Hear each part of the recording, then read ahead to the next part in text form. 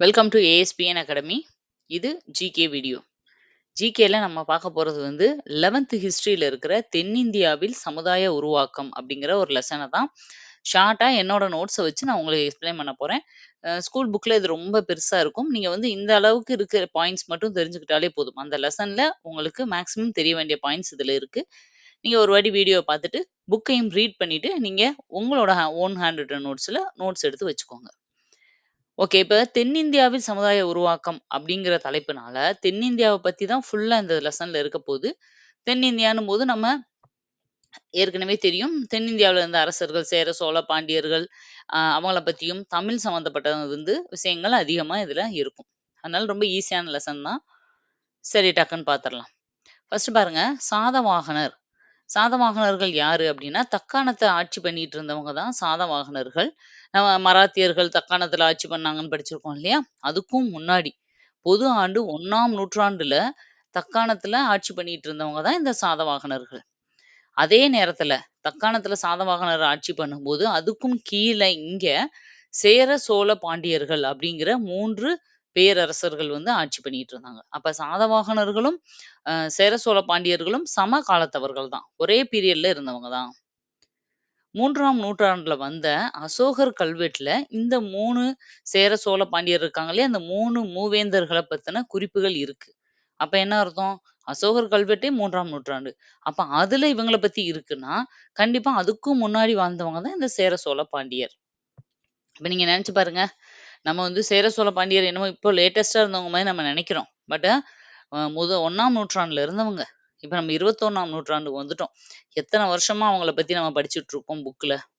இப்ப எந்த அளவுக்கு அவங்க பாருங்க சிறப்பா இருந்திருக்காங்க அப்படிங்கிறது நம்மளுக்கு தெரியுது.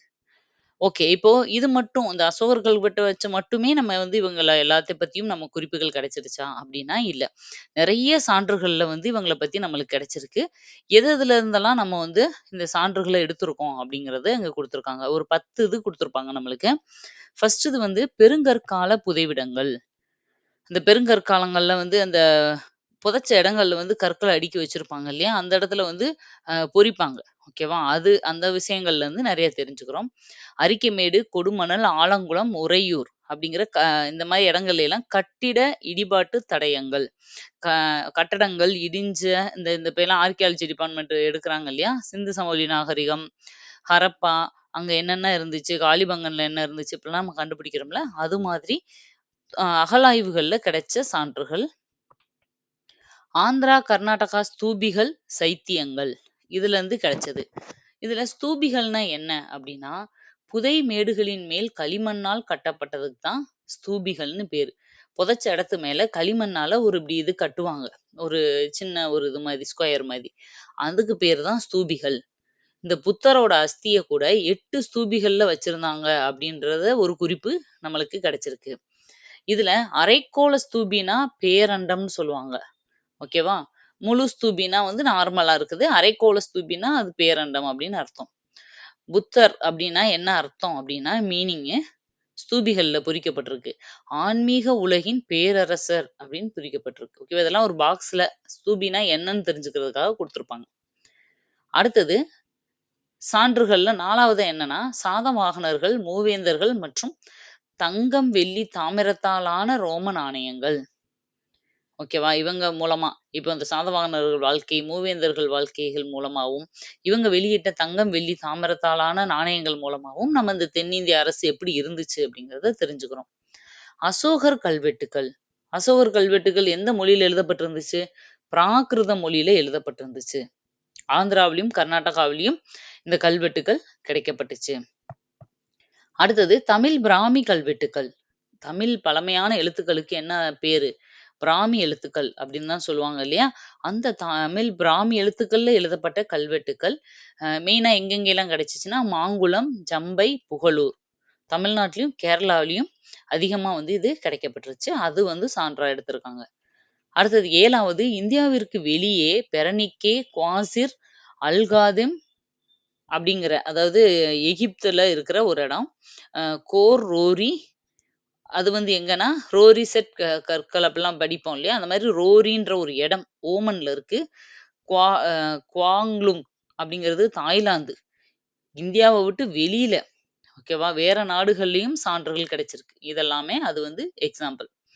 அடுத்தது 8வது கௌடில்யர். சாணக்கியர்ன்னு சொல்லுவாங்க இல்லையா?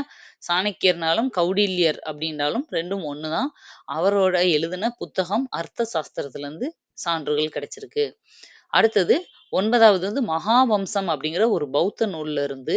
அடுத்து 10வது சாதவாகன அரசர். யாருன்னா, ஹால அப்படிங்கிற ஒருத்தர். இதுல ஹாலன்றது பேருப்பா. ஒரு சாதவாகன அரசரோட பேரு தான் ஹால. இவர் எழுதின ஒரு நூலுக்கு பேரு தான் கதா சப்தசதி, கதா சப்தசதி எப்படி வேணாலும் சொல்லுவாங்க. இவர் எழுதின ஒரு நூல் தான் இது. எந்த மொழியில? பிராகிருத மொழியில எழுதினது. இந்த நூல்ல இருந்தும் நெறைய சான்றுகள் வந்து கிடைக்கப்பெற்றிருக்கு. அப்ப என்ன பார்த்தோம்? சாதவாகனர்கள் யாரு? அதே டைம்ல சமகாலத்தவரா இருந்தவங்க தான் சேர, சோழ பாண்டியர்கள். இவங்கள பத்தி அசோகர் கல்வெட்டுல இருக்கு. அப்புறம் இந்த தென்னிந்திய அமைப்ப பத்தி ஃபுல்லா நம்மளுக்கு சான்றுகள் 10 விஷயங்கள்ல இருந்து நம்ம எடுத்துக்கிறோம். அவ்வளோதான் இதுவரைக்கும் நம்ம பார்த்துருக்கோம். ஓகேவா? நெக்ஸ்ட் என்ன குடுத்துருக்காங்க இதுல அப்டின்னா, இது மட்டும் இல்லாம வேற எதுல எல்லாம் இன்னும் கொஞ்சம் நம்ம இத பத்தி தெரிஞ்சுக்கிறோம் அப்டின்னா, தமிழ்ல நம்மளுக்கு கிடைச்சிருக்க மிக பழமையான நூல் எது? தொல்காப்பியம். தொல்காப்பியத்திலயும் இத பத்தின குறிப்புகள் இருக்கு. வெளிநாட்டு குறிப்புகள். வெளிநாட்ல இப்ப நம்ம படிச்சோம் இல்லையா? தாய்லாந்துலயும், இங்கேயும் கிடைச்சுச்சு ஓமன்லயும்ன்னு. அது வந்து நாட்ல இருக்கிற குறிப்புகள். வெளிநாட்டு பயணிகள் இங்க வந்துட்டு போயி நூல் எழுதுவாங்க. அப்ப நம்ம நாட்ட பத்தி எழுதுவாங்க. அவங்க ஒவ்வொருத்தரும் ஒவ்வொரு பீரியட்ல வந்திருப்பாங்க. அவங்க எழுதின புத்தகங்களும், சான்றுகளா நம்மளுக்கு இருக்கு. கிரேக்க நூல் வந்து இது எரித்திரிய கடலின் பெரிபுலஸ் அப்படிங்கிற இது தமிழ்லயுமே இந்த புக்க பத்தி நீங்க படிச்சிருப்பீங்க. ஓகேவா? தமிழோட வார்த்தைகள் நெறைய வார்த்தைகள கிரேக்கத்துக்கு எடுத்துட்டு போனது வந்து இந்த நூல் தான். 1 செஞ்சுரில வந்தது. பிலினி எழுதின இயற்கை வரலாறு அப்படிங்கிற புத்தகம். அதுவும் 1 செஞ்சுரி தான். தாலமியோட ஜியோகிராஃபி அப்படிங்கிற புக்கு. அது வந்து 2ண்ட் செஞ்சுரில வெளிவந்த புத்தகங்கள். அப்புறம் பியூட்டன்ஜேரியன் அட்டவணை அப்படிங்கிற ஒரு டேபிளர் காலம். இது ரோமானியர்களோட வரைபடம். அதிலயுமே குறிப்புகள் வந்து நெறைய குடுத்துருக்காங்க. அடுத்து அசோகர் கல்வெட்டுக்கள். அசோகர் கல்வெட்டுக்கள்ல தென்னிந்தியாவின் அரசியல் நிலை குறித்த முதல் சித்திரம் இடம்பெற்றது எங்க அப்படின்னா, அசோகர் கல்வெட்டுல தான். 2ஆம் பாறை கல்வெட்டு. அதுல சோழர், பாண்டியர், கேரளபுத்திரர், சத்தியபுத்திரர் இந்த எல்லார பத்தியும் குறிப்புகள் இருக்கு. அது மட்டும் இல்லாம, அசோகர் வந்து மனிதர்களுக்கும், விலங்குகளுக்கும் இருவகைப்பட்ட மருத்துவ வசதிகள் செய்தார் என்ற குறிப்பு உண்டு. பாருங்க, அசோகர் வந்து இப்பதான் நம்ம வந்து மனிதர்களுக்கு தனியா, வெட்னரின்னு சொல்லி தனியா மிருகங்களுக்கு பார்க்குறோம்னு நம்ம நெனச்சுட்டு இருக்கோம். ஆனா, அசோகர் காலத்திலேயே, ஓகேவா? 3ஆம் நூற்றாண்டிலேயே என்ன இருந்திருக்கு? தனித்தனியான வைத்தியம் பண்ணியிருக்காங்க. நம்ம சரபோஜி மன்னருக்கு கூட படிச்சிருப்போம். இந்த மாதிரி ரெக்கார்டெல்லாம் மெயின்டெயின் பண்ணாரு. தனித்தனியா வந்து வைத்தியங்கள உருவாக்குனாரு அப்டின்லாம். ஓகேவா? அது மாதிரி அசோகர் வந்து பண்ணியிருக்காருன்ற குறிப்பும் அதுல இருக்கு. அடுத்தது, இது மட்டும் இல்லாம 8 தொகை 10 பாட்டு நூல்கள் நம்மளுக்கு ஒரு பொக்கிஷமா இருக்கு. இலக்கிய கருவூலம் அப்படின்னு அழைக்கப்படுறது எது அப்படின்னா, 8 தொகை மற்றும் 10 பாட்டு நூல்கள். அதாவது நம்மளுக்கு தெரியும், தமிழ் நூல்கள வந்து 11 கீழ்க்கணக்கு நூல்கள், 11 மேல்கணக்கு நூல்கள் அப்படின்னு பிரிப்போம். 11 11 அப்படின்னாலே 18. இதுல 11 மேல்கணக்கு நூல்கள் எல்லாம் தான் இந்த 8 தொகையும் 10 பாட்டும். இதுல 8 தொகையில 8 நூலும், 10 பாட்டுல 10ம் இருக்கும். மொத்தம் 18 நூல்கள். இது 11 மேல்கணக்கு நூல்கள். இது எல்லாமே எப்படி இருக்கும்? ஆ இலக்கிய நூல்கள் அப்படி இருக்கும். ஓகேவா? சங்க நூல்களா இருக்கும். 11 கீழ்க்கணக்கு நூல்கள் அப்படின்னு சொல்லுவோம் இல்லையா? அதுல என்ன இருக்கும்னா, அறநூல்கள், நீதி நூல்கள், எந்த மாதிரி? ஒரு நீதி கருத்த மையப்படுத்தி சொல்ற மாதிரி நூல்களா இருக்கும். இதுல எல்லாம் எப்படி இருக்கும்? 8 தொகை 10 பாட்டுலனா, ஒரு அரசனையோ, ஒரு கடவுளையோ, ஒரு மன்னனையோ, இல்ல ஏதோ ஒரு தலைவனையோ ஒருத்தர மையமா வச்சு எழுதப்பட்டதா இருக்கும். ஆனா இந்த நூல்கள் எப்படி இருக்கும்னா, அறக்கருத்துக்கள சொல்றதா இருக்கும். எடுத்துக்காட்டு திருக்குறள், நாலடியார், நான்மணிக்கடிகை, சிறுபஞ்ச மூலம், ஆசாரக்கோவை இப்படிலாம் இருக்கு இல்லையா? இது எல்லாமே 11 கீழ்க்கணக்குல வரும். இந்த டிஃபரன்ஸ் உங்களுக்கு தெரியும்னு நெனைக்கிறேன். இருந்தாலும் ஒரு வாட்டி சொல்லிட்டேன். இதுல இந்த 8 தொகை 10 பாட்டு நூல்கள்ல மட்டும் மொத்தம் 2400 பாடல்கள் இருக்கு. மினிமம் 3 அடியிலருந்து 800 அடி அளவு வரைக்கும் எழுதப்பட்ட பாடல்கள் தான் இந்த பாடல்கள். பாணர்கள், புலவர்களால பாடப்பட்ட இது. ஒவ்வொன்னுக்கும் பாடுனவங்க யாரு, எழுதுனவங்க யாருன்னு கண்டிப்பா ஜெனரல் தமிழ் ஸ்டூடண்ட்ஸ் தெரிஞ்சிருக்கணும். அது வந்து ஒவ்வொன்னுக்கான ஆசிரியர்கள் எல்லாமே நான் கூடுதல் குறிப்புகள்ல தமிழ்ல குடுத்திருப்பேன். நீங்க அதுல வந்து சிலபஸ தாண்டி தமிழ்ல என்ன படிக்கணும் அப்படிங்கிறது, தனியா நம்ம இதுல பிளேலிஸ்ட்ல போய் பொதுத்தமிழ் கூடுதல் குறிப்பு அப்படின்னு பாருங்க. அதுல உங்களுக்கு இருக்கும். அது கண்டிப்பா நீங்க தெரிஞ்சுட்டு போகணும். அந்த சிலபஸ தாண்டி அவுட் ஆஃப் சிலபஸ், புக்க தாண்டி வருதுன்ற கேட்கிற கொஸ்டின்ஸ் எல்லாம் அதுலருந்து வர்றதுக்கான வாய்ப்புகள் நெறைய இருக்கு. ஓகே. 8 தொகை நூல்கள் என்னென்னது தெரியும் நம்மளுக்கு. நற்றிணை, குறுந்தொகை, ஐங்குறுநூறு, பதிற்றுப்பத்து, பரிபாடல், கலித்தொகை, அகநானூறு, புறநானூறு. அதே மாதிரி 10 பாட்டுன்னா, ஆற்றுப்படை நூல்களே இதுல 5 வரும். திருமுருகாற்றுப்படை, பொருணராற்றுப்படை, சிறுபானாற்றுப்படை, பெரும்பானாற்றுப்படை, முல்லைப்பாட்டு, மதுரை காஞ்சி, நெடுநல்வாடை, குறிஞ்சிப்பாட்டு, பட்டினப்பாலை, மலைபடுகடாம். ஓகேவா? இத பத்தி டீட்டெயில்ஸ் வந்து நான் தமிழ்ல தெளிவா சொல்லியிருக்கேன். இப்போ இங்க இவ்ளோ தெரிஞ்சுக்கிட்டீங்கன்னா போதும். அடுத்தது, இதுல மெயினா நீதி நூல்கள் எதெது சொல்லலாம்? திருக்குறள், நாலடியார். ஓகேவா? 4ம் 2ம் சொல்லுக்குருதி. ஆலும் வேலும் பல்லுக்குருதி, 4ம் 2ம் சொல்லுக்குருதி. அந்த 4ம் 2ம்ன்றது என்னது? 4ம்ன்றது நாலடியார், 2ன்றது 2 அடிகளால் ஆன திருக்குறள். அதனால நீதி நூல்கள்ல ரொம்ப முக்கியமானதா கருதப்படுறது திருக்குறளும், நாலடியாரும். அதனால நாலடியார குட்டி திருக்குறள் அப்டின்னும் சொல்லுவாங்க. ஓகேவா? அதனால இது வந்து ரொம்ப முக்கியமானது. அடுத்து முதன்மையான காப்பியங்கள். காப்பியங்கள்ல முதன்மையானதுன்னா எத சொல்லலாம்? சிலப்பதிகாரமும், மணிமேகலையும். இரட்டை காப்பியங்கள். ஏன்னா, இது வந்து பார்ட் 1, பார்ட் 2. சிலப்பதிகாரம் பார்ட் 1ன்னா மணிமேகலை அதோட பார்ட் 2. சிலப்பதிகாரம் வந்து இப்ப அ 1.0ன்னா இது 2.0 வெர்ஷன். அந்த மாதிரி தான் அந்த காலத்திலேயே கதை எழுதியிருக்காங்க. ஓகேவா? இதோட கன்டின்யூட்டி தான் மணிமேகலை. அதனால இரட்டை காப்பியம்னு அழைக்கப்படும். புரட்சி காப்பியம், மக்கள் காப்பியம், பெண்மையை முதன்மைப்படுத்தும் காப்பியம், பௌத்த காப்பியம் எப்படி வேணாலும் சொல்லலாம் மணிமேகலைய. அப்போ பண்பாடு மற்றும் மனித வரலாற்று சான்றுகள் இதுல வந்து சொல்லப்பட்டிருக்கு. அந்த காலத்துல 450 புலவர்கள் இருந்தாங்க.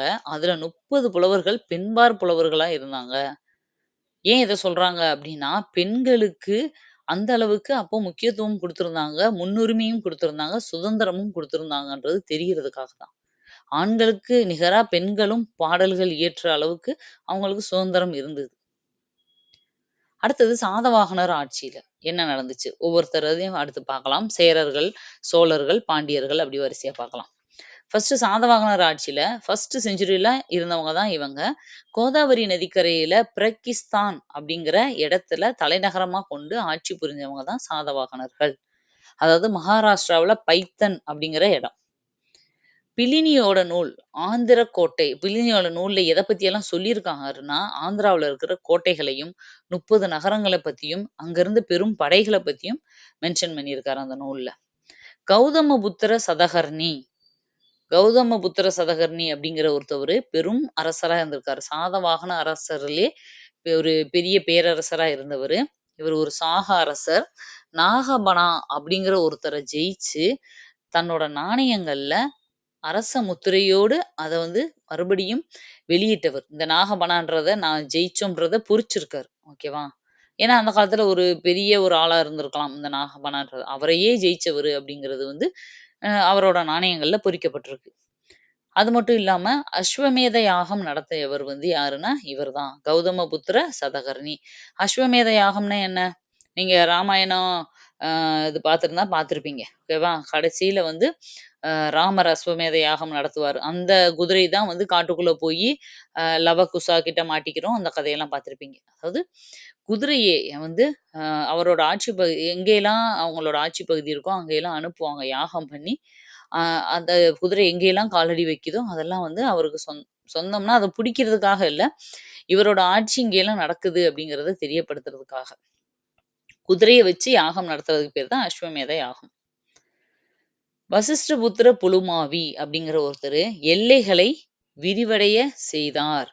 சாதவாகன அரசர்கள்ல எல்லைகள அதிகமா மேலும் மேலும் அ போர்கள் மூலமா புடிச்சு விரிவாக்குனவரு யாருன்னா, வசிஷ்டபுத்திர புலுமாவின்றவரு. யக்னசிரி சதகர்ணி அப்படிங்கிற மன்னர் என்ன பண்ணாருன்னா, இதெல்லாம் சாதவாகனர்ல இருந்த ஃபேமஸான மன்னர்கள். ஓகேவா? நம்ம எப்படி டெல்லி சுல்தான்கள்லயும், இப்போ இதுல எல்லாம் பார்ப்போம்ல, இப்ப குப்தர்கள்ல, மராத்தியர்கள்ல இந்த மாரி பார்க்கும்போது, ஒவ்வொரு இதுலயும் யாரு ஃபேமஸான அரசர்கள், சங்கம, சாளுவ, துளுவ, ஆரவீடு மரபுகள்ல ஒவ்வொரு சங்கமத்துல யார் யாரு பெரிய அரசர்களா இருந்தாங்க அப்படிலாம் பார்ப்போம்ல. அது மாதிரி சாதவாகனர்கள்ல இவங்கெல்லாம் ஃபேமஸ். யக்னசிரி சதகர்ணி யாருன்னா, கப்பலின் வடிவம் பதிக்கப்பட்ட நாணயங்களை வெளியிட்டவர் தான் இவரு. அதே மாதிரி சாதவாகன அரசர் ஒருத்தர் அப்படிங்கிறவருன்னு படிச்சோம் இல்லையா? ஃபர்ஸ்ட் ஸ்டார்ட்டிங்ல. 700 காதல் பாடல்கள் எழுதியிருக்காரு. அதுக்கு பேரு தான் காதா சப்தசதி. மகாராஷ்டிராவுல பிராகிருத மொழியில எழுதப்பட்ட ஒரு நூல். இதுல தான் சான்றுகள் நெறைய கிடைச்சிருக்குன்னு நம்ம முன்னாடி பார்த்தோம். 1ல ஆரம்பிச்சு பொது ஆண்டு 3ஆம் நூற்றாண்டுல இது கொஞ்சம் கொஞ்சமா இந்த சாதவாகனர்கள் வீழ்ச்சி அடைஞ்சுட்டாங்க. அதுக்கப்புறம் இந்த அரசு எப்படி பிரிஞ்சுச்சு அப்படின்னா, ஆந்திராவுல இக்ஷவாகு அப்படின்னும், கர்நாடகால கடம்பர்கள் அவங்க வம்சமாவும் பிரிஞ்சு தனித்தனியா ஆட்சி புரிய ஆரம்பிச்சுட்டாங்க. இவங்களோட காலத்துல நில மானியம் வழங்குறது ஒரு முக்கிய அம்சமா இருந்துச்சு. அதாவது நிலங்களவே கொடையா குடுத்துருவாங்க. ஏதாவது ஒரு இதுல போர் வீரருக்கோ, இல்ல ஒவ்வொரு இதுக்கும் நிலங்கள அப்படியே கொடையா குடுப்பாங்க. பௌத்த துறவிகளுக்கு வழங்கப்பட்ட நிலங்களுக்கு இது மாதிரி பௌத்த துறவிகளுக்குன்னு ஒரு சில நிலங்கள வழங்குவாங்க இல்லையா? அதுக்கு வரி விலக்கு அளிக்கப்பட்டிருக்காம். அப்பயே அதுக்கு டாக்ஸ் ஃப்ரீ. ஓகேவா? பௌத்த துறவிகளுக்கு குடுக்குறதுக்கு. அத எதுல சொல்லியிருக்காங்க இந்த குறிப்பு அப்டின்னா, நனிகாட் அப்படிங்கிற கல்வெட்டுல இந்த இத பத்தின குறிப்பு இருக்கு. அப்ப சாதவாகனர்கள் காலங்கள்ல பௌத்த துறவிகளுக்கு வழங்கப்பட்ட நிலங்களுக்கு விலக்கு அளிக்கப்பட்டதை குறிப்பிடும் கல்வெட்டு எது? அப்படின்னு கேட்பாங்க. நனிகாட் கல்வெட்டு. மதகுருமார்கள் செல்வாக்கு பெற்றனர் இவங்க காலத்துல. அப்புறம் இந்தியாவுக்கும், ரோமுக்கும் இடையில சிறப்பான வணிகம் இருந்துச்சு. சாதவாகனர் பீரியட்ல. புரியுதா? இவ்வளோதான் சாதவாகனர்கள பத்தி நீங்க தெரிஞ்சுக்கணும். கல்வெட்டுகள் நெறைய வருது அப்டின்னா, அந்த கல்வெட்டு எதுக்காக நீங்க படிக்கிறீங்களோ, அந்த கல்வெட்டையும், அந்த பாயிண்ட்டையும் ஏதாவது ஒரு இது வச்சு லிங்க் பண்ணிக்கோங்க. சரியா? பௌத்த துறவிகளுக்கு வரி விலக்கு அளிக்கப்பட்டதுக்கு எது? நனிகாட். ஆம். வரி விலக்கு. அப்ப நாட் அப்டின்னா வச்சுக்கோங்க. காட்டுன்றதுக்கு பதிலா நாட்டுன்னு வச்சுக்கோங்க. இல்ல. வரி இல்ல. அதான் இது குறிப்பிடுது. அப்ப நனி காட்டுனாலே ஏதோ இல்லன்னு படிச்சோமே அப்டின்னு ஞாபகம் வந்துரும் உங்களுக்கு. ஓகேவா? வரி விலக்கு, நனி காட். அதாவது வரி நாட் அப்டின்ற மாரி கூட ஏதோ ஞாபகம் வச்சுக்கோங்க. சரியா? அந்த மாதிரி ஒவ்வொன்னுக்கும் ஏதாவது ஒரு வச்சுக்கிட்டீங்கன்னா, உங்களுக்கு எதுக்கு எந்த கல்வெட்டு அப்டிங்கிற கன்ஃப்யூஷன் வராது. ஓகே. அடுத்தது சங்க காலம் பார்க்க போறோம். சங்க காலத்துல தான் இந்த சேர, சோழ பாண்டியர்கள் எல்லாரும் வருவாங்க. அதாவது முதல் 3 நூற்றாண்டுகள தான் நம்ம சங்க காலம் சொல்றோம். தொடக்க வரலாற்று காலம்னு சொல்லலாம். சங்க காலம்னு சொல்லலாம். இது நூற்றாண்டு 1லேருந்து 3 வரைக்கும். சத்தியபுத்திர அப்படிங்கிற அ மன்னர பத்தி அசோகர் கல்வெட்டுல சொல்லப்பட்டிருக்கு. சத்தியபுத்திரர்னா யாரு? அதியமான். அதியமான தான் ஒரு சத்தியபுத்திரர் அப்படின்னு இவர் ஒரு வேளிர். வேளிர்னா என்னன்னா ஒரு அரசர், சிற்றரசர் அப்படி எது வேணாலும் சொல்லலாம். சத்தியபுத்திர அப்படிங்கிற பேர்ல அதியமான அசோகர் கல்வெட்டுல பொறிக்கப்பட்டிருக்கு. இந்த கொஸ்டின் லாஸ்ட் இயர் 2024ல கேட்கப்பட்ட குரூப் 4 கொஸ்டின்ல இருக்கிற ஒரு கொஸ்டின் தான் இது. அசோகர் கல்வெட்டுல சத்தியபுத்திரர் என அழைக்கப்பட்ட மன்னர் யார்? அப்படின்னு கொஸ்டின் கேட்டிருந்தாங்க. அதியமான் அப்படிங்கிறது தான் ஆன்சர். ஓகேவா? சரி. இப்ப ஒவ்வொருத்தரையா பார்க்கலாம். சோழர், சேரர்கள், பாண்டியர்கள்ன்னு பார்க்கலாம். ஃபர்ஸ்ட் சோழர்கள். காவிரி ஆற்றின் கலிமுக பகுதியில் உருவானது தான் இந்த சோழ மண்டலம். இதோட தலைநகரம் உறையூர். திருச்சி பக்கத்துல இருக்கிறது தான் இந்த உறையூர். துறைமுகம் இவங்களுக்கு முக்கியமான துறைமுகம் எதுனா பூம்புகார், காவிரி பூம்பட்டினம். இவங்களோட சின்னம், புலி சின்னம். கரிகாலன் ஆட்சியில சோழர்கள்லயே கரிகாலன் ஆட்சி ரொம்ப சிறப்பானது. வணிகத்தோட சிறப்பு அதிகமா இருந்துச்சு. கடியலூர் உருத்திரங்கண்ணனார் கூட இத பத்தி பட்டினப்பாலையில எழுதியிருக்காரு. இந்த கரிகாலன் யாரு? இளஞ்சேட் சென்னியோட மகன். சோழ அரசர்கள்லயே தலையாயவரா இருந்தவர் தான் இந்த கரிகாலன். ஆட்சி சிறப்பு இவரோட இந்த கரிகாலனோட ஆட்சி சிறப்ப பத்தி பட்டினப்பாலையில தெளிவா சொல்லியிருக்காரு. இவரு கரிகாலனோட முக்கியமான ஒரு போர் அப்படின்னு சொல்லணும்னா, வெண்ணி போர சொல்லலாம். சேரர்களையும், பாண்டியர்களும் ஒரு பக்கம். இன்னொரு பக்கம் 11 வேளிர் குல தலைவர்கள். இவங்க 2 பேருக்கு இடையில இவங்க எல்லாரையும் ஜெயிச்சவரு இந்த கரிகாலன். காட்டை வெட்டி நாடாக்கினார். காடுகள அழிச்சு மக்களுக்கு ந வீடுகள கட்டிக் குடுத்து நாடா உருவாக்குனாரு. குளம் வெட்டினார். காவிரியில் அணை கட்டினார். கல்லணை கல்லணை கரிகாலனா கட்டப்பட்டதுன்னு இப்பயும் படிக்கிறோம் இல்லையா? அதுதான். பெருநற்கிள்ளி அப்படிங்கிற மன்னர் வேத வேள்விகளை நடத்தினார். ராஜசூய யாகம். நம்ம ஏற்கனவே பார்த்தோம். அஸ்வமேத யாகம்னா குதிரைய வச்சு நடத்துறது. ராஜசூய யாகம்னா என்னன்னா, மன்னர் வந்து பதவி ஏத்துக்கிறார்ல, ராஜாவா பதவி பிரமாணம் பண்றாங்க இல்லையா? அதுக்காக யாகம் வளர்த்து அந்த பண்றது தான் ராஜசூய யாகம். இது எல்லா மன்னர்கள் வாழ்க்கையிலுமே நடக்கிற ஒரு முக்கியமான ஒரு விசேஷம் அது. ஓகேவா? இவ்வளோதான். சோழர்கள்ன்னு எடுத்துக்கிட்டோம்னா, அவங்களுக்கு என்ன துறைமுகம், என்ன சின்னம் இதெல்லாம் தெரிஞ்சுக்கணும். அதுல சிறப்பானவர் யாருன்னா, கரிகாலன். அடுத்தது சேரர். மத்திய வடக்கு கேரளா. ஓகேவா? மத்திய வடக்குல இருக்கிற கேரளால ஒரு சில பகுதியும், தமிழ்நாட்டுல அதுவும் மெயினா கொங்கு பகுதியும் ஆட்சி பண்ணவங்க தான் இந்த சேரர்கள். இவங்களோட தலைநகரமா இருந்தது வஞ்சி. வஞ்சி அப்படிங்கிறது இப்ப இருக்கிற கரூர் தான் வஞ்சின்னு சொல்லுவாங்க. இவங்களோட சின்னம் வந்து வில், அம்பு. இவங்களோட துறைமுகம் முசிறி, தொண்டி. அது 2மே இவங்களோட முக்கியமான துறைமுகம். இப்போ வஞ்சிய வந்து கரூர் அப்படின்னு நம்ம சொல்றோம். இன்னும் ஆனா ஒரு சில பேரு கேரளால இருக்கிற திருவஞ்சைக்களம் அப்படிங்கிற இடத்த தான் வஞ்சின்னு இருந்துச்சு. இதத்தான் சேரர்கள் வந்து ஆட்சி பண்ணிட்டு இருந்தாங்க அப்படின்னு சொல்றாங்க. ஓகேவா? 2 விதமான கருத்தும் இருக்கு. ஆ ஆனா இத வந்து இந்த மாதிரி ஒரு கன்ஃப்யூசிங்கான ஸ்டேட்மெண்ட் இருக்கிறத வந்து கொஸ்டின்ல கேட்க மாட்டாங்க. பட் நீங்க தெரிஞ்சுக்கோங்க. பொறையர் என்ற கிளையினர் கரூர் நகரை ஆண்டனர். 8 சேர அரசர்கள பத்தி. சேரர்கள்னாலே முக்கியமான நூல். சோழர்களுக்கு எப்படி பட்டினப்பாலையோ, சேரர்களுக்கு பதிற்றுப்பத்துன்ற நூல் ரொம்ப முக்கியமானது. இந்த பதிற்றுப்பத்துல கிட்டத்தட்ட ஆக்சுவலா பதிற்றுப்பத்துன்னு பேரே 10ன்னு வந்திருக்கு இல்லையா? அதுல வந்து 10 சேர அரசர்கள பத்தி சொன்னது தான் இந்த பதிற்றுப்பத்து. ஆனா நம்மளுக்கு கிடைச்சது 8 அரசர்கள பத்தின பாடல்கள் மட்டும் தான் கிடைச்சிருக்கு. 2 அரசர்கள பத்தின குறிப்பு கிடைக்கல. நூல் பேரு தான் பதிற்றுப்பத்து. ஆனா கிடைச்சிருக்கிறது 8 சேர அரசர்கள பத்தின குறிப்பு தான். அதையும் தெரிஞ்சுக்கோங்க. அடுத்தது புகழூர் கல்வெட்டு. 3 தலைமுறையை சேர்ந்த சேர அரசர்கள் பற்றியது தான் இந்த புகழூர் கல்வெட்டு. அடுத்தடுத்த தலைமுறையை சேர்ந்த 3 தலைமுறையை சேர்ந்த அரசர்கள பத்தி சொன்னது. சேரல் இரும்பொறை. தன் பெயர்ல நாணயங்கள வெளியிட்ட ஒரு சேர மன்னர் யாரு அப்டின்னா, சேரல் இரும்பொறை. அடுத்தது இமயவரம்பன் நெடுஞ்சேரலாதன் செங்குட்டுவன். இந்த 2 பேரையும் தெரியும். சேரன், நெடுஞ்சேரலாதன், செங்குட்டுவன் 2 பேரும் ரொம்ப ரொம்ப முக்கியமான அரசர்கள். கடற்கொள்ளையர்களை அடக்கினார்கள். 56 ஆண்டுகள் ஆட்சி பண்ணாங்க. வைதீக, அவைதீக மதங்களை ஆதரித்தார். யாரு? செங்குட்டுவன். செப்பு, ஈய நாணயங்கள வெளியிட்டார். ரோம் நாணயம் போன்று எழுத்துக்கள் இல்லாமல் ரோம் நாணயங்கள்னாலே ஏதாவது எழுத்துல தான் இருக்கும். ஆனா அப்படி இல்லாம, வில், அம்பு சின்னம் மட்டும் பொறிச்சு நாணயங்கள வெளியிட்டவர் தான் இவரு செங்குட்டுவன். சேரன் செங்குட்டுவன்.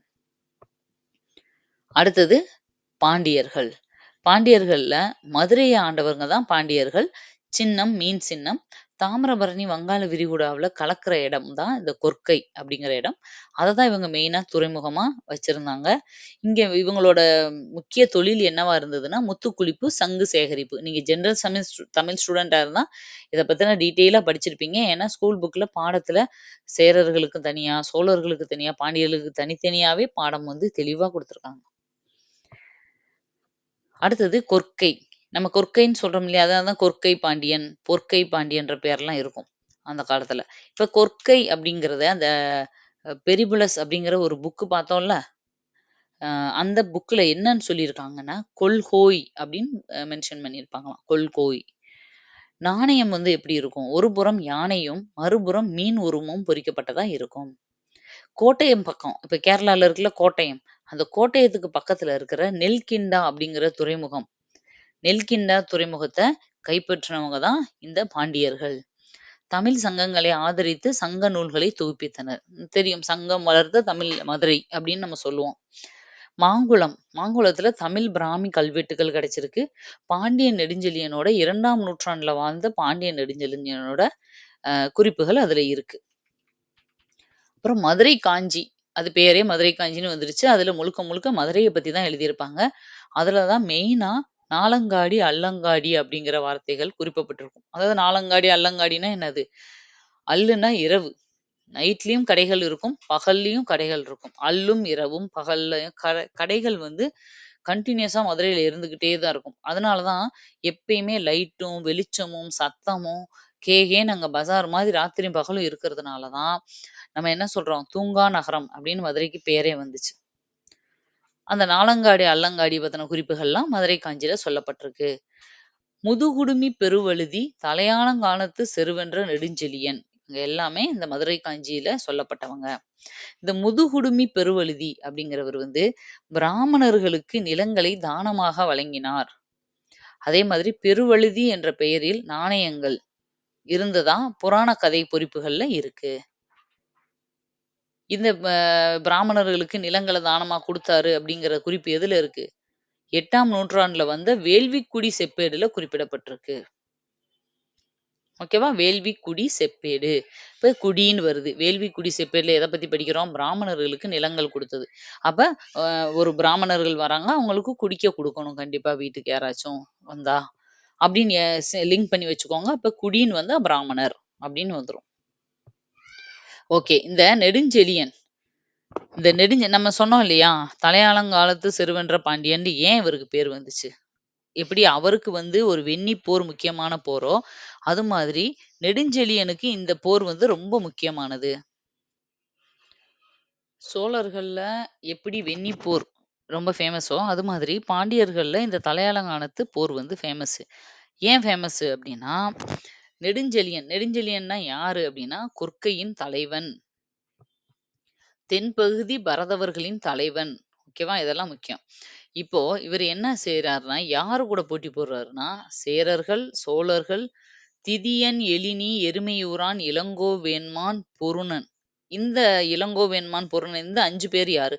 சேரரும், சோழரும் நம்மளுக்கு தெரியும். இந்த 5 பேர் யாருன்னா, வேளிர் குல சிற்றரசர்கள். சிற்றரசர்கள்லாம் இவங்க கூட சேர்ந்து நெடுஞ்செழியன் கூட பாருங்க, ஒருத்தர் கூட எத்தன பேர் சேர்ந்து அ சண்டை போடுறாங்கன்னு. அதுதான் அ தலையாலங்கானம்ன்ற இடத்துல நடந்த போர். அதுல நெடுஞ்செழியன் ஜெயிச்சதுனால தான் இவருக்கு அவ்வளோ பெரிய ஃபேமஸான பேரு. இத்தன பேர அடிச்சு தூக்கி போட்டுருக்காரு. அதனால அவருக்கு வந்து தலையாலங்கானத்து செருவென்ற பாண்டியன்ற பேரு. இது மட்டும் இல்ல, மிளலை, முத்தூர் அ என்னும் இடங்களையும் கைப்பற்றினார். அடுத்தது தமிழ் திணை பகுதிகள். ஐந்திணைகள் நம்ம படிச்சிருக்கோம் தெரியும். குறிஞ்சி, முல்லை, மருதம் நெய்தல், பாலை. குறிஞ்சினா மலை, மலை சார்ந்த பகுதி. இதுல வேட்டையாடுதலும், உணவு சேகரித்தது தான் அவங்களோட தொழில். முல்லை அப்படின்னா காடும், காடு சார்ந்த பகுதி. கால்நடை வளர்க்கறது. காடுனாலே ஆடு, மாடு மேய்க்கிறது. மாற்றிட வேளாண்மை. மாற்றிட வேளாண்மைன்னா என்னது? ஒரு இடத்துல விவசாயம் பண்ணிட்டு, அந்த மண்ணுல நல்லா விவசாயம் வர்ற வரைக்கும் திரும்ப திரும்ப பண்ணுவாங்க. முழுசா அதோட சத்தெல்லாம் அழிஞ்சது, அதுல எதுவுமே வராதுன்னும்போது, அவங்க அதுல உரம் வாங்கி போட்டு அந்த மண்ண பதப்படுத்திட்டுலாம் இருக்க மாட்டாங்க. அத அப்படியே விட்டுட்டு இன்னொரு இடத்துக்கு அப்படியே ஷிஃப்ட் ஆயிருவாங்க. ஃபேமிலியோட ஷிஃப்ட் ஆயி அங்க போய் டென்ட் போட்டு அங்க ஒரு 1 வருஷமோ, 2 வருஷமோ தங்கிருவாங்க. அங்க இருக்க மண்ணுல விவசாயம் பண்ணிட்டு போயிருவாங்க. அப்ப இந்த மண்ணுகள பூரா அவங்க அழிச்சுக்கிட்டே போறாங்களா? அப்படின்னா, அப்படி கிடையாது. இவங்க இதே மாதிரி ஷிஃப்ட் ஆயி போய், போய் திரும்ப அந்த பழைய இடத்துக்கே வர்றதுக்கு 50 வருஷம் ஆயிரும். அதுக்குள்ள அதே இடத்துல விலங்குகளும், மிருகங்களும், இலை, தழை எல்லாம் விழுந்து, விழுந்து, விழுந்து, விழுந்து அந்த இடத்துல திரும்ப இலை மக்குகள் அதிகமாயி, அந்த மண்ணு சத்தானதா மாறிரும். ஓகேவா? இந்த மாரி மாற்றுட வேளாண்மை செய்றது தான் இவங்களோட தொழில். அடுத்தது மருதம். வயலும், வயல் சார்ந்த இடமும். கலப்பைகளை பயன்படுத்தி வேளாண்மை செய்றவங்க தான் இவங்க. அடுத்து நெய்தல்னா கடலும், கடல் சார்ந்த இடமும். மீன் பிடிக்கிறது, உப்பு உற்பத்தி பண்றது தான் இவங்களோட வேலை. அடுத்து பாலை அப்படின்னு எடுத்தா, மணலும் மணல் சார்ந்த வறண்ட நிலப்பகுதிய தான் பாலைன்னு சொல்றோம். கால்நடை திருட்டு. மோஸ்ட்லி இந்த பாலை நிலங்கள்ல திருட்டு தொழில் தான் அதிகமா இருக்கு. ஏன்னா, அவங்களுக்கு விவசாயம் பண்ண முடியாது. எந்த ஒரு வருமானமும் பண்றதுக்கான வாய்ப்புகள் இல்ல. அதனால கொள்ளையடிக்கிறது, ஆடு மாடுகள திருடுறது இதுதான் இவங்களோட தொழிலே. தமிழ் அரசமைப்பு. நம்ம மொத்த இந்தியாவோட அரசமைப்பு என்னன்னு பார்த்துருக்கோம். ஒரு மாநிலத்தோட அரசமைப்பு என்னன்னு பார்த்துருக்கோம். ஆனா, தமிழ்ல அந்த காலத்துல அரசமைப்பு எப்படி இருந்திருக்கு? அப்படின்னா, தலைமைத்துவத்த 3 வகையானவங்க வந்து தலைமையா இருந்திருக்காங்க. ஒண்ணு கிழார், இன்னொன்னு வேளிர், வேந்தன். கிழார்னா யாருன்னா, சின்ன சின்ன கிராமங்களுக்கு வந்து தலைவர்களா இருக்கிறவங்க. இப்பயுமே இந்த பத்திரிகைகள்ல எல்லாம் பார்த்தீங்கன்னா, நிலக்கிழார் அப்படின்லாம் போட்டிருப்பாங்க. பெரிய நெறைய நிலங்களுக்கு சொந்தமான தலைவர்கள் அப்படின்ற மாரி அர்த்தம். கிழார்கள் அப்படின்னு சொல்லுவாங்க. அப்புறம் இவங்க வந்து நிர்வாக தலைவர்களா வச்சிருந்தாங்க. அந்தந்த கிராமங்களுக்கு. வேளிர் அப்டின்னா என்னன்னா, வேளிர்கள் தான் எண்ணிக்கையில அதிகமா இருந்திருக்காங்க. ஏன்னா, இவங்க எல்லாமே கிட்டத்தட்ட ஒரு சிற்றரசர்கள் மாரி. ஒரு பகுதிய அவங்க கண்ட்ரோல்ல வச்சுட்டு, அவங்க முழுசா ஆட்சி பண்ணுவாங்க. வேளிர்கள் தான் அதிகமா இருந்தாங்க அந்த காலத்துல. அப்புறம் வேந்தர்கள். வேந்தர்கள்னா பெரிய பெரிய மன்னர்கள தான் வேந்தர்கள்ன்னு சொல்லுவாங்க. ஓகேவா? நல்ல வளமான பெரிய நிலப்பகுதிய நெறைய மக்கள ஆட்சி பண்றவங்க தான் வேந்தர்கள், பேரரசர்கள். எக்ஸாம்பிள் வந்து சேர, சோழ, பாண்டியர்கள சொல்லலாம். இந்த மாரி 3 வகையா பிரிஞ்சு தான் அந்த காலத்துல தமிழ் அரசமைப்பு வந்து இருந்திருக்கு. இதுல நம்ம படிக்கிற அதியமான், பாரி, ஆய், இருங்கோ, இந்த வள்ளல்கள் இவங்கலாம் அப்ப யாரு அப்டின்னா, அவங்கலாம் குறுநில மன்னர்கள். பேரரசர்கள் கிடையாது. குறுநில மன்னர்கள். அடுத்தது அந்த டைம்ல சமூகம், பொருளாதாரம் எப்படி இருந்துச்சு? மணிமேகலை அதாவது அ மகத கைவினைஞர்கள், மாளவ உலோக பணியாளர்கள், மராத்திய எந்திர பொறியாளர்கள் போன்றோர் தமிழக கைவினைஞர்களோடு கூட்டுறவு முறையில் இணைந்து பணியாற்றினர். மகதம். மகதம்னு ஒண்ணு நம்ம கேள்விப்பட்டிருப்போம் இல்லையா? அந்த மகதத்த சேர்ந்த கைவினைஞர்கள், மாளவம், மகதம், மராத்தியர்கள் இவங்க எல்லாமே தமிழர்களோட இணைஞ்சு வேலை பார்க்கறதுல ரொம்ப விருப்பமா இருந்தாங்க அப்படிங்கிறது வந்து மணிமேகலையில சொல்லப்பட்டிருக்கு. தமிழ் பிராமி கல்வெட்டுக்கள்ல வணிகன், சாத்துவன், நிகம அப்படிங்கிற வார்த்தைகள்லாம் சொல்லப்பட்டிருக்கு. சொற்கள்லாம் இடம்பெற்றிருக்கு. அப்பன்னா என்ன அர்த்தம்? அப்பயே வணிகம், பிசினஸ்லாம் பயங்கரமா பண்ணியிருக்காங்கன்னு அர்த்தம்.